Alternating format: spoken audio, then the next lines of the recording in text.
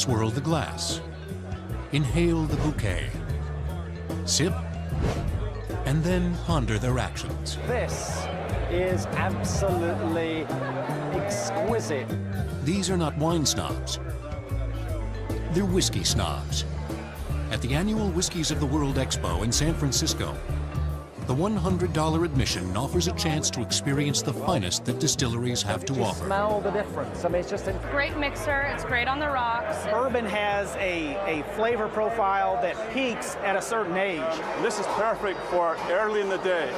It all goes back to one thing, and that is the growing sophistication of American palates. Consumers are looking for greater challenge, and they often believe that a product that costs $25 or $30 is going to give them that challenge. The emergence of premium and super premium bottles is a potent sales trend in an already huge industry. In the United States alone, the sale of legal alcoholic spirits tops more than $45 billion per year. For many distilleries, the challenge is to marry centuries of traditional distilling methods with the need for high-tech, high-volume production. What was once one man and one still is now a computer-controlled symphony of water, vapor, and spirit. Today's massive commercial pot stills have revolutionized an ancient technology, but the science of distillation has never changed. Alcohol is produced when yeast is added to a mixture, or mash, of water and a fermentable organic ingredient like grain. The yeast converts the grain sugars into ethyl alcohol molecules. When the mixture is heated, the alcohol vaporizes and rises into the neck of the still. As it enters the coils, it is cooled and condensed into liquid form. The result is a colorless, odorless, neutral grain spirit. A spirit means originally in the Middle Ages, when it was applied to distillation, it meant that they were extracting the soul from the body of the liquid. They're purifying it and getting rid of the body. Distilled spirits really have been around now, we're believing, since around 3000 BC. Recent archaeological finds of terracotta stills have been found in Pakistan. But also, the Chinese were very, very likely distilling as early as 1000 BC, distilling rice wine into spirits. In 12th century Italy, monks began producing spirits from wine. As the technology spread throughout Europe, spirits were distilled from grain crops such as barley or wheat. People soon learned that substituting alcoholic spirits for drinking water was a practical way to stay alive. One thing distilled spirits did do is replaced water drinking. All kinds of horrible diseases would be passed on by unsanitary water sources, and pouring spirits into the water would kill off some of that. Drinking it in place of the water would certainly be an improvement up to a point. In the American colonies, the practice was also considered crucial to good health. Initially, colonists distilled spirits from pears, peaches, and cherries. Eventually, many began to favor an apple brandy called Applejack. But one spirit dominated the colonial palate. Rum, made from sugarcane, was America's first drink of choice. Columbus brought sugarcane to the Western Hemisphere on his second voyage in 1494 and planted it on the island of Hispaniola, which is now today Haiti, Dominican Republic. Typically, rum was imported from the Caribbean. American colonists also purchased a sugarcane byproduct, molasses, which allowed them to make their own rum. By the 1660s, New London, Connecticut was the rum distilling capital of the New World. But the Caribbean was, and still is, the worldwide home of rum distilling. Bacardi right now is the world market leader in rum. They make and sell more rum than anybody. They started in the 19th century in Cuba as a small distillery. The owner, Don Facundo Bacardi, came from Spain, and he was interested in technology and in trying out some of the latest innovations. Because yeast converts sugar to alcohol, sugarcane's byproduct, molasses, is an ideal spirit base. After the juice is extracted and boiled 3 times, the molasses is fermented and distilled into rum. Bacardi set out to tame the fiery, dark Caribbean rumbustions. What he helped perfect was a smoother, lighter rum that was highly mixable. It was called white rum. The mojito, like all things Latin, is sweeping the country. This is such a wonderful and simple drink. I have some leaves of mint in the bottom of my glass, and I'm going to put a little bit of simple syrup. You could use plain sugar, granulated sugar. And I want to bruise the mint leaves to open a couple of veins and let some flavor out into my drink. Now I'm going to add a sour ingredient, because I have a sweet ingredient, and that's going to be fresh lime juice and some good superior white rum from Puerto Rico as the base. Now we do ice. And we're going to top it with soda and a great, big, beautiful sprig of mint on top. The mojito. The popularity of rum, the first drink of colonial America, didn't last. Once the American colonies and the British decided to stop seeing eye to eye about things, the British turned off the taps on the molasses supply, and that forced the colonists to look around for other alternatives. Whiskey, distilled from grains, became the patriotic drink of a newborn United States of America. Irish and Scottish colonists had been privately distilling whiskey from Indian corn, barley, and rye for decades. But now, the demand was huge. Distilling in the colonies was an absolutely necessary part of being a farmer. Because America was so fertile and grain of all types grew so well here, they needed to do something with the excess of grain. And they found early on that if you distill it, it won't rot. The volume is much reduced. It's easy to transport, at least easier than carrying huge bushels of grain. And there's a ready market for it and profit to be made. So a very common piece of farm equipment on the frontier was a copper pot still. Even George Washington promoted the practice of private distillation. George Washington was big on encouraging the colonists to do things for themselves using the latest techniques. So he had a modern whiskey distillery built on Mount Vernon. Archaeological findings at Mount Vernon revealed that Washington was producing a rye whiskey, the spirit favored by early American whiskey distillers. More than 200 years later, a new movement called microdistilling is following in the footsteps of Washington. Anchor Brewing in San Francisco is known for leading the surge in beer microbrewing. But now, its tiny distillery is making colonial-style whiskey in small-sized batches. The result is Old Potrero straight rye whiskey. This is a mash of malted rye that has been crushed in a mill and mixed with warm water and cooked, and the temperature goes up, and then gradually the enzymes convert the starch to sugar. In the American whiskey tradition, we ferment the mash. This is a bubbling mash. And then when the fermentation finishes, we distill the mash. We put the whole thing in the still. At Anchor, 2 copper pot stills complete the distillation. A wash still converts the mash to a liquid low-strength alcohol. And a spirit still refines and condenses the spirit into high-strength alcohol. And then what comes out, which interests a lot of people and surprises people, is just a clear liquid. It's the same whether you're making gin or rum or whiskey. There's no color. Much like colonial distillers, Anchor Distilling ages its whiskey in oak barrels to add color and flavor. But it was another American spirit that took the art of barrel aging to fire-charred immortality. Distilling spirits wasn't always a profitable, high-volume business.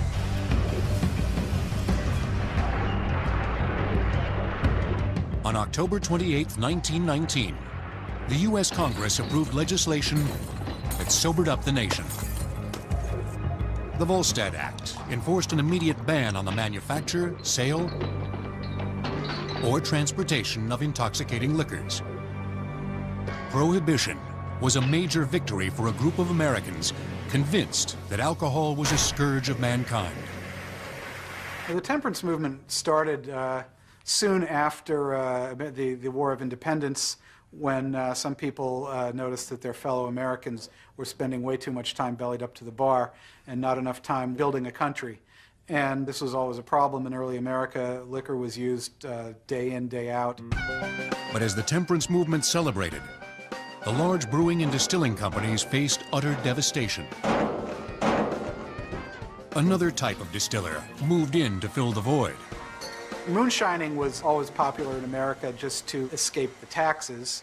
But once Prohibition came in, the moonshiners found themselves very popular indeed, and their skills spread to every part of America. Ultimately, Prohibition was a failure that cost the federal government an estimated $500 million a year in lost excise taxes. It also nearly wiped out an American institution called bourbon whiskey. The Manhattan, next to the Martini, one of the most classic of American cocktails. I begin with my flavor, a dash of Angostura bitters, some good Italian sweet vermouth. I like my Manhattans 1 part vermouth and 2 parts bourbon. The Manhattan can be made with American rye whiskey as well. And it's a stirred drink. And the traditional garnish for the Manhattan is the maraschino cherry. The Manhattan.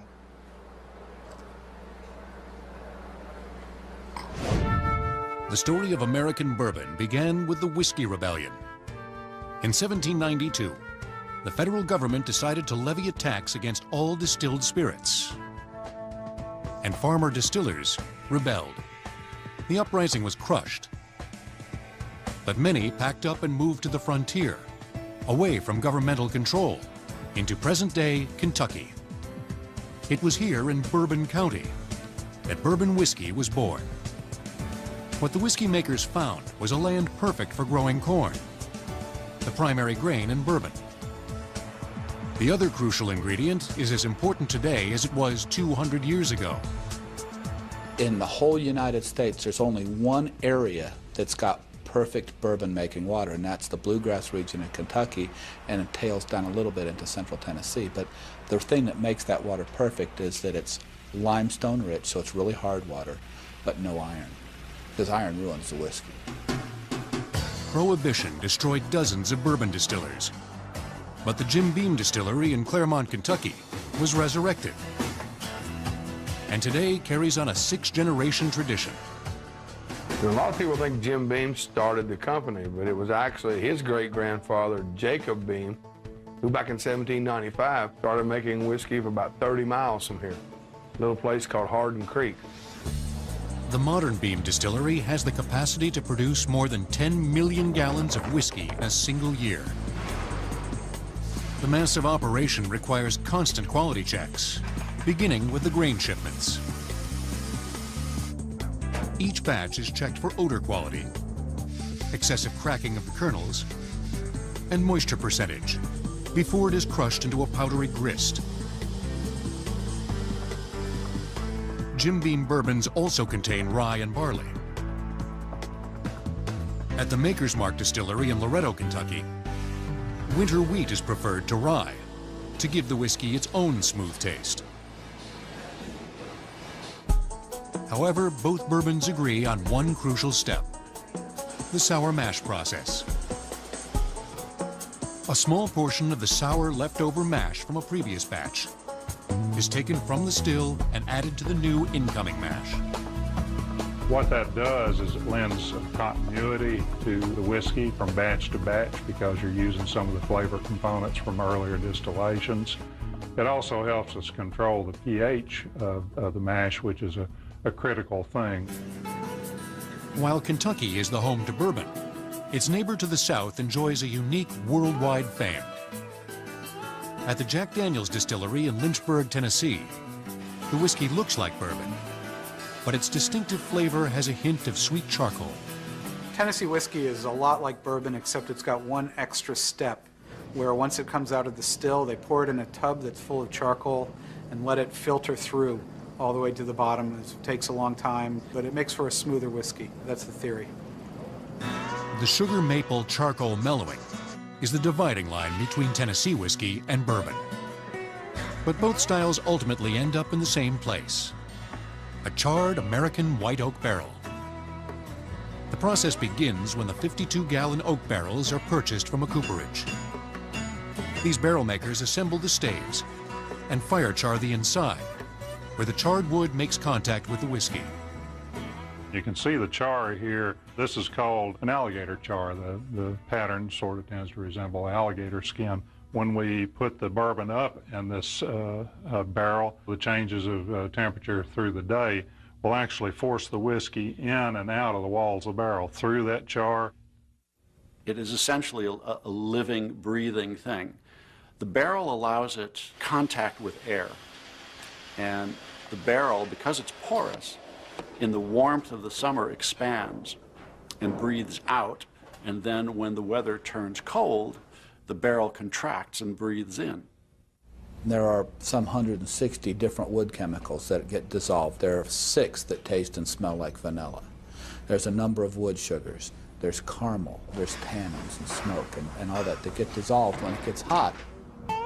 Because the sun and the wind are so critical to good aging, distilleries are particular about the location and architecture of the barrel house. At Jim Beam, some contain over 20,000 whiskey barrels and reach a height of 9 stories. The aging characteristics high in the house are very much different than they are down here on the first floor. Up there, temperatures are higher, conditions are more extreme, and the whiskey will actually pick up color and flavor quicker and high in the house than they do down here. After aging a minimum of 2 years, the individual whiskey barrels have different color and taste characteristics. Most distilleries then commingle the barrels to obtain a consistent product for bottling. But at Maker's Mark, a process called barrel rotation is practiced to avoid having any 2 barrels age differently. After they've been up in the top of the warehouse for 3 summers, the tasting panel votes on it.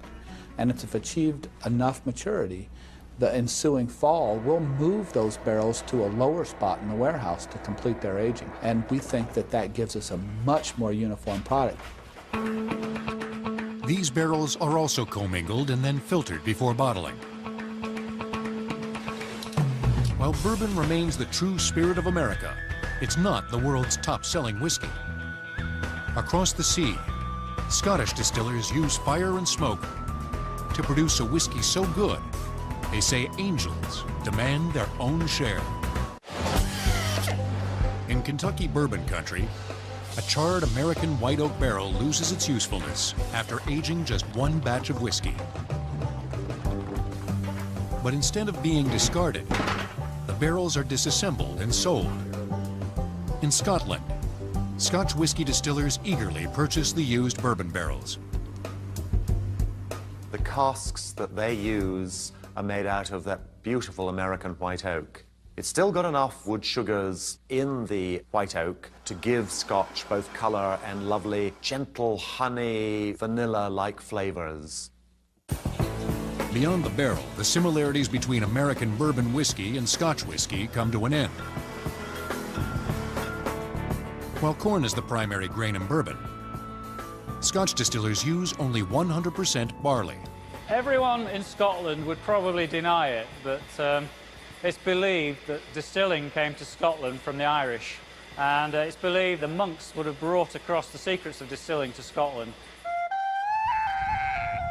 Legally, Scotch is produced only in Scotland. If the Scotch is made from pure malted barley at a single distillery, it's known as single malt Scotch. I have a smoky, peaty one here because they come in all different styles. And this one is heavy, smoky, and peaty the way the Scots like it. And I would suggest that you drink it neat. But a good master distiller will tell you that if you put a few drops of water, that water will open up the aromas and the secrets that are locked inside of your Scotch. On Islay, a remote island on Scotland's west coast, the whiskies have the smokiest flavor in all of Scotland. For nearly 2 centuries, Islay's Lefroy Distillery has achieved its trademark smokiness through a tradition known as barley floor malting. Well, there are 3 raw materials made in making whiskey, and barley is the first one of them. We need barley, we need water, and we need yeast. Without barley, we would have no material that we could use to extract the sugar that we're then going to ferment. Malting is the process of forcing barley to germinate. Laphroaig is one of a handful of single malt distillers that performs floor malting on premise. When the barley arrives, it's first steeped in water to a moisture content of 45%. Approximately 6 tons of the grain is then spread onto the malting floor to begin drying. We're actually trying to trick the barley grain into thinking it's spring and it's time to germinate and grow into a new barley plant. It's developing enzymes, and these enzymes we can use later on in the process. They will break down all the starch, which is the food store of the grain. After germination, the barley is introduced to its famous companion, peat. Peat is a fuel source formed by decaying plant matter. It remains the primary flavor catalyst in single malt Scotch. So when you dig it and dry it out, you've got something that's almost like stone that burns with a lovely fragrance and with some heat. The barley is spread evenly on the floor of a kiln.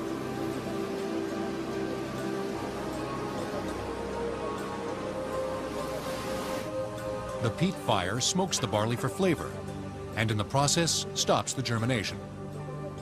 All that smoke will be drawn slowly up through the bed of grain, but as the smoke is actually rising through the bed of grain, the grain is absorbing that smoky character, and that ultimately makes the character of Laphroaig.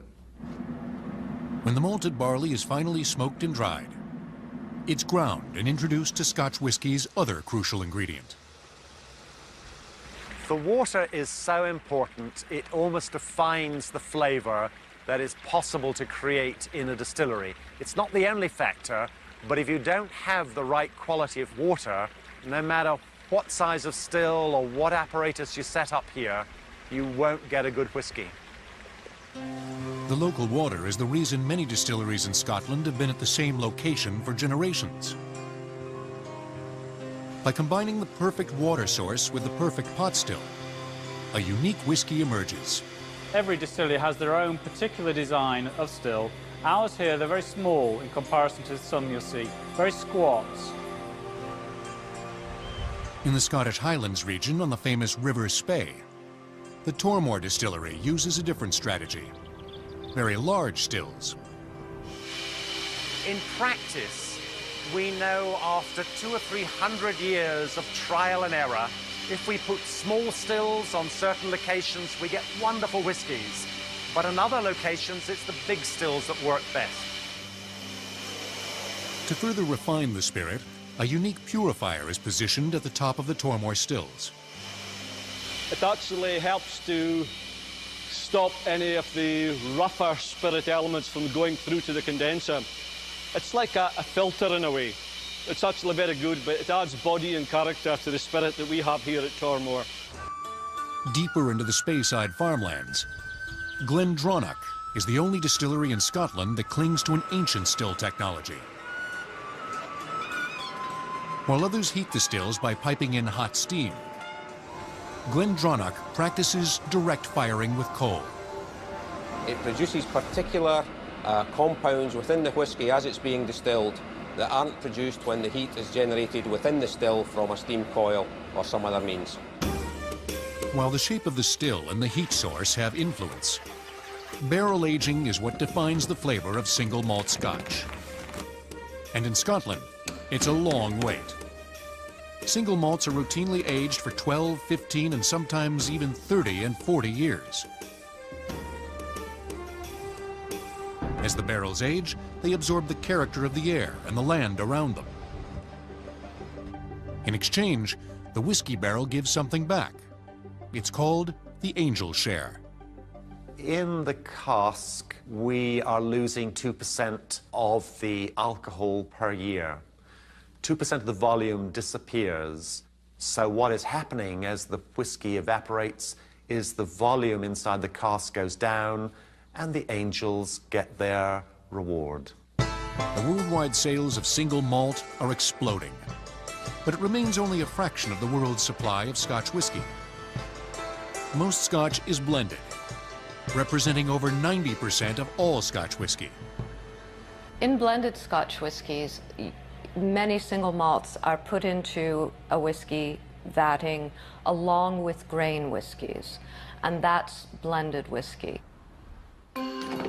Grain whiskies made from corn or unmalted barley are used to soften the single malt Scotches, making most blended Scotches less expensive and more appealing to a mass market. Whether blended or single malt, Scotch is the second largest export in Scotland and a source of intense national pride. On the other side of the world, there is a wild spirit distilled from a wicked-looking plant that inspires its own passionate following.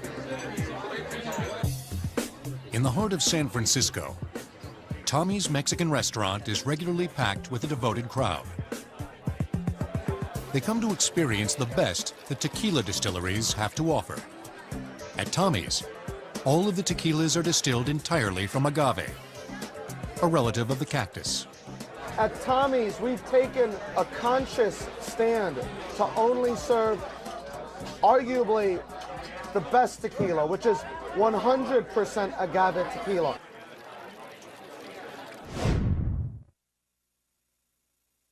The margarita, made with the spirit of Mexico, 100% blue agave tequila and fresh lime juice.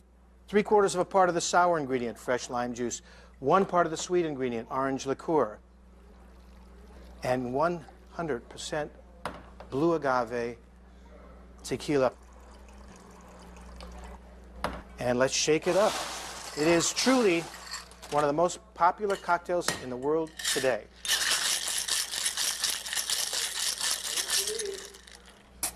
The margarita. What a beautiful drink. Tequila distilleries are centered in only one region of the world, the warm mountainous area of Jalisco, Mexico, where the blue agave grows. While there are over 400 species of agave, by law, only the juice of the blue agave can be used for distilling tequila. Its seductive flavor has been known for hundreds of years. The Aztec Indians fermented the agave pulp into a beverage called pulque. The plant was considered sacred, and pulque was used in religious ceremonies. With the arrival of the Spaniards in Mexico in the 16th century, they brought distillation techniques and applied those to that product that the natives were using, and that's how tequila came out. Today, nearly 250,000 acres of blue agave are waiting to become tequila in Mexico's nearly 100 distilleries. The plant takes as long as 12 years to reach maturity before it can be harvested. The dangerous art of the jimador, or the agave harvester, is a crucial skill in tequila production. Using an implement called the koa, the workers shave the razor-sharp leaves close to the stem, called a piña. This is a piña of agave. As you can see here, we have the heart of the agave, which is really the stem. Here is the leaves of the agave. It's very important the quantity of leaf you leave into the stem or into the piña. These 45 to 220-pound monsters are then collected and moved to the distillery. At the Herradura distillery, processing the piñas remains a traditional practice. The halved piñas are hand-loaded into large masonry ovens called hornos. They are cooked for 24 hours to soften the hard hearts of the agave and turn their starches into sugars. At the nearby Sauza distillery, the larger scale production has embraced modern technology. Here the piñas are shredded, then heated in a massive open cooker with superheated steam to extract the juice. Shredding the piñas allows more even cooking. Ultimately, 20% more agave juice is extracted than with the traditional oven method.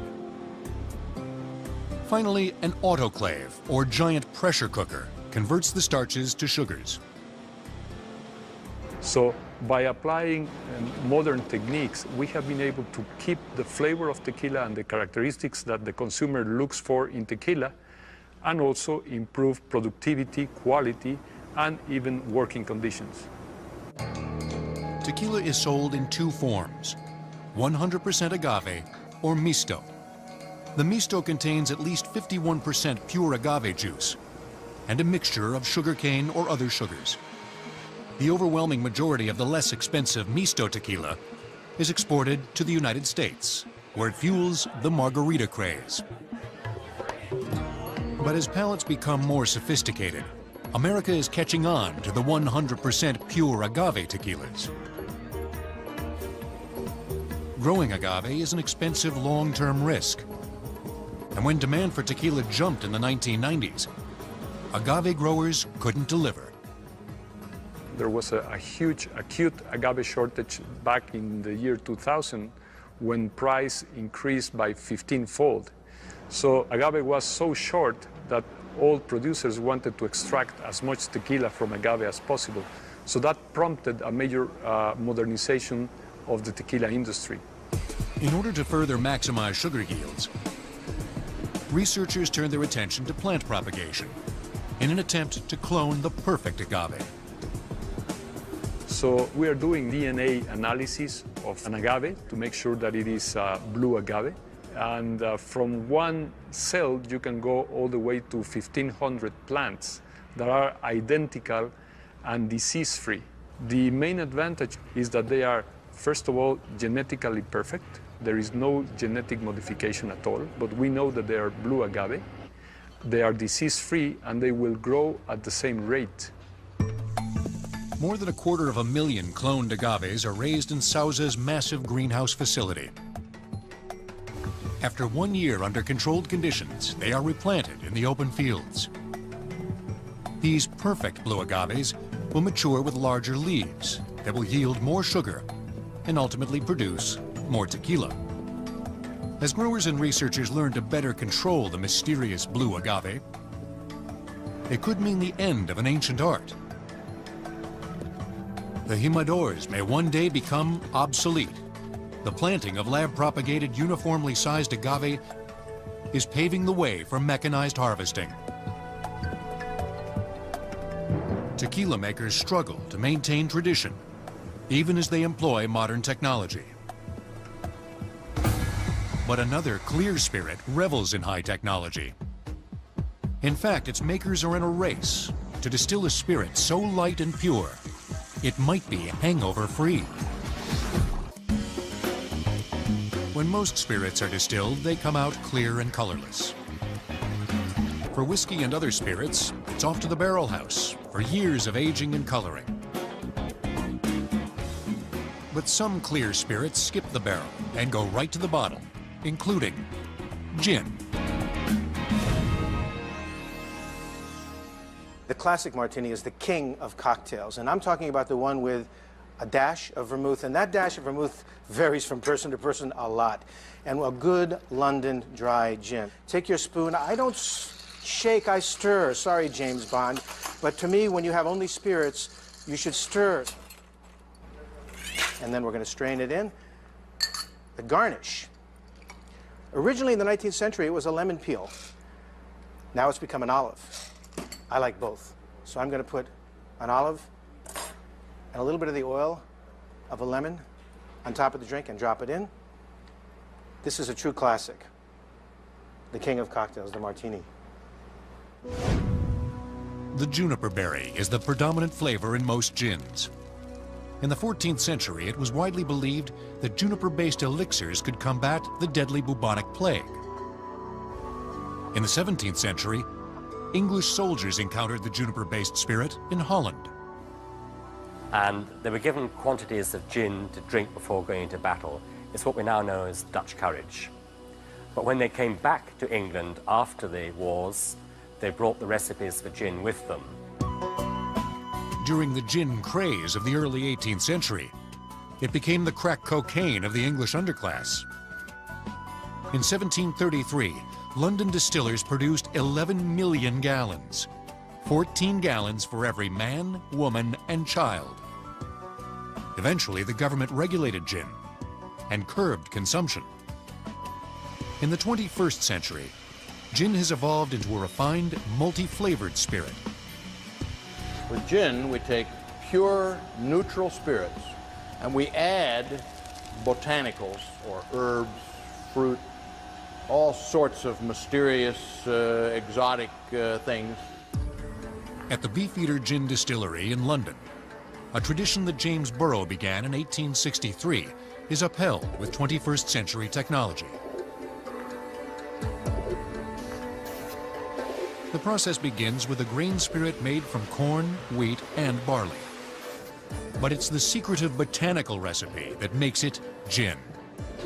So these are the botanicals that are used in Beefeater gin. These are juniper berries, the most important flavor in gin, angelica root, coriander seed, bitter orange peel, lemon peel, both from Spain, angelica seed, which gives some of that spiciness to the gin, ground almond, orris root, that one that holds in the flavors, and the last one here is licorice.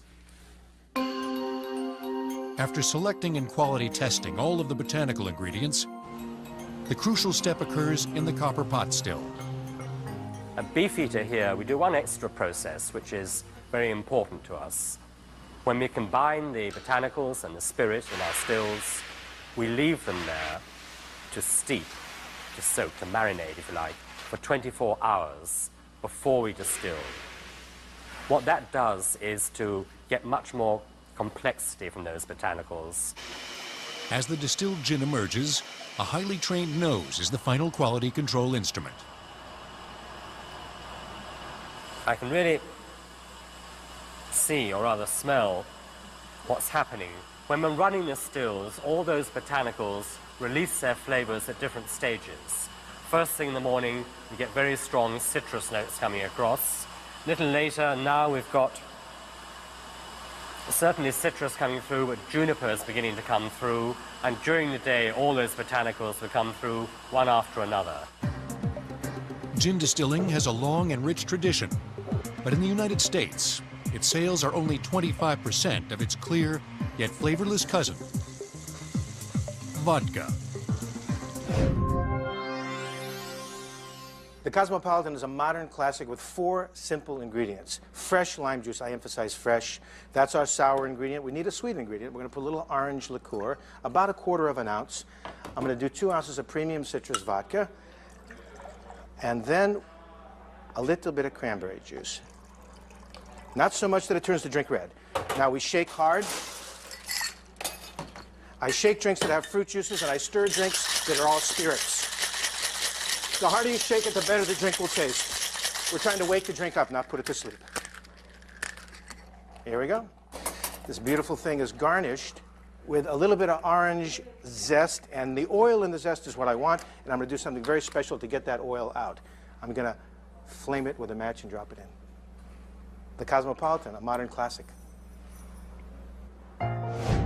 Vodka is associated closely with a region of origin. Russia and Poland are both credited with distilling vodka from grain as early as the 15th century. It was this flavorless, pure spirit that ultimately conquered America. Vodka took off in the 1950s and 60s when James Bond and a more affluent cocktail-loving crowd fell in love with the mixable spirit. The party is still going strong. In 2003, over 40 million cases of vodka were sold in the United States, making it by far the most popular drink at the bar. With vodka, the name of the game is to remove impurities. So you end up with a very clean alcohol, and that the bad alcohols, the impurities, are eliminated as far as possible. In this spirit world, the impurities haunting the vodka are methanol and other undesirable compounds that are referred to as congeners. While they occur naturally during distillation, congeners are suspected to contribute to the alcoholic hangover.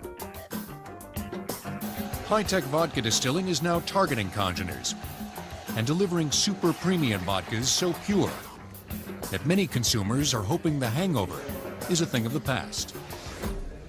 Unfortunately, one of the compounds that gives you a hangover is alcohol. So if you drink enough super premium vodka, you will still get a hangover. At Belvedere Vodka in Żerodów, Poland, removing congeners involves a combination of extremely pure water and multiple distillations. Distilling takes place in a continuous 3-column still. While a pot still makes just one batch at a time, the continuous still provides a constant flow. The raw spirit is diluted with water, then heated and sent to the pre-distillation column. Here, the condensed impurities, which boil at a temperature lower than the boiling point of ethyl alcohol, are being separated and removed. The spirit then enters the rectification column. Here, rising steam heats a series of 64 perforated plates. As the liquid spirit vaporizes, the plates help trap and remove the impurities and water. The vapor is condensed back to liquid, and the process is repeated over and over until virtually all impurities are removed. What exits is a high-strength spirit. A fourth redistillation finishes the process, producing a pure super premium spirit. At the Sky Vodka Distillery in Pekin, Illinois, the massive column stills are also quadruple distilling the vodka. But the process doesn't end there. The spirit is then triple filtered. We use a charcoal filtration to begin with, and then a rough cellulose filter and a fine cellulose filter to remove particulate matter. The result of that is a crisp, clean, odor-free vodka. Using computer-controlled technology, Sky distills more than 2 million cases of premium vodka every year. Here, and at other modern distilleries, the process may bear little resemblance to the pot stills of the American frontier. But the echoes of tradition are undeniable. The stuff that actually comes in contact with the liquids is 19th century technology, and everything else is 21st century. They're whittling down to the bare minimum that has to be traditional to guarantee the quality of the spirit. Whether it's vodka, gin, whiskey, rum, or tequila, technology will continue to influence the process of distilling, making it faster, more economical, and more consistent from bottle to bottle. But the consumer is the ultimate judge of quality. And despite new formulas and endless marketing, the great distilleries will always look to the past to define the future of excellence in the world of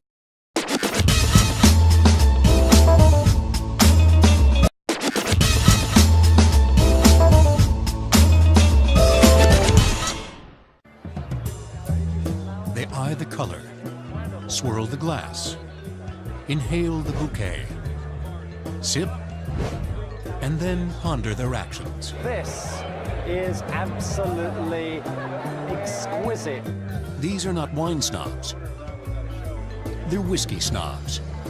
At the annual Whiskies of the World Expo in San Francisco, the $100 admission offers a chance to experience the finest that distilleries have to offer. Smell the difference. I mean, it's just a Great mixer. It's great on the rocks. Bourbon has a flavor profile that peaks at a certain age. This is perfect for early in the day.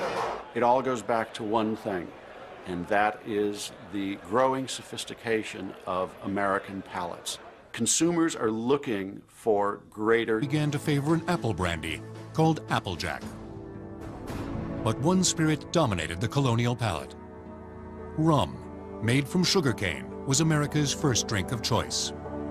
Columbus brought sugarcane to the Western Hemisphere on his second voyage in 1494 and planted it on the island of Hispaniola, which is now today Haiti, Dominican Republic. Typically, rum was imported from the Caribbean. American colonists also purchased a sugarcane byproduct, molasses, which allowed them to make their own rum. By the 1660s, New London, Connecticut was the rum distilling capital of the New World. But the Caribbean was, and still is, the worldwide home of rum distilling. Bacardi right now is the world market leader in rum. They make and sell more rum than anybody. They challenge And they often believe that a product that costs $25 or $30 is going to give them that challenge. The emergence of premium and super premium bottles is a potent sales trend in an already huge industry. In the United States alone, the sale of legal alcoholic spirits tops more than $45 billion per year. For many distilleries, the challenge is to marry centuries of traditional distilling methods with the need for high-tech, high-volume production. What was once one man and one still is now a computer-controlled symphony of water, vapor, and spirit. Today's massive commercial pot stills have revolutionized an ancient technology, but the science of distillation has never changed. Alcohol is produced when yeast is added to a mixture, or mash, of water and a fermentable organic ingredient like grain. The yeast converts the grain sugars into ethyl alcohol molecules. When the mixture is heated, the alcohol vaporizes and rises into the neck of the still. As it enters the coils, it is cooled and condensed into liquid form. The result is a colorless, odorless, neutral grain spirit. A spirit means originally in the Middle Ages, when it was applied to distillation, it meant that they were extracting the soul from the body of the liquid. They're purifying it and getting rid of the body. Distilled spirits really have been around now, we're believing, since around 3000 BC. Recent archaeological finds of terracotta stills have been found in Pakistan. But also, the Chinese were very, very likely distilling as early as 1000 BC, distilling rice wine into spirits. In 12th century Italy, monks began producing spirits from wine. As the technology spread throughout Europe, spirits were distilled from grain crops such as barley or wheat. People soon learned that substituting alcoholic spirits for drinking water was a practical way to stay alive. One thing distilled spirits did do is replaced water drinking. All kinds of horrible diseases would be passed on by unsanitary water sources, and pouring spirits into the water would kill off some of that. Drinking it in place of the water would certainly be an improvement up to a point. In the American colonies, the practice was also considered crucial to good health. Initially, colonists distilled spirits from pears, peaches, and cherries. Eventually, many